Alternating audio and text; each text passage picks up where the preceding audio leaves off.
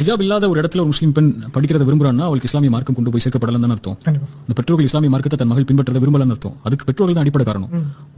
ஒரு பெற்றோர் வந்து தன் பிள்ளையை நீ ஹிஜாபோட தான் இந்த கல்வி நிறுவனத்தில் படிக்கணும், படிமா இல்லாம வேற கல்வி நிறுவனத்தை பார்த்துக்கலாம் அப்படின்னு சொல்ற அளவுக்கு மார்க்க தெளிவு இருந்தாதான் அவங்க வந்து அந்த பிள்ளைகளை படிக்க வைப்பாங்க.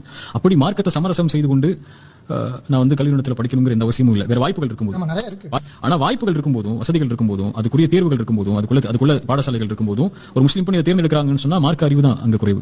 அதை மேம்படுத்துறதுக்குள்ள வழிகளை தான் தெரியுமே தவிர அந்த மாணவிகளை குறை சொல்லி பிரயோஜனம் இல்லை. பெற்றோர்கள் தான் அதுக்கு அடிப்படை. ஹிஜாப்ங்கிறது எப்போ முஸ்லீம்களை பார்த்து கேட்கிறேன், ஹிஜாப்னா எப்போ?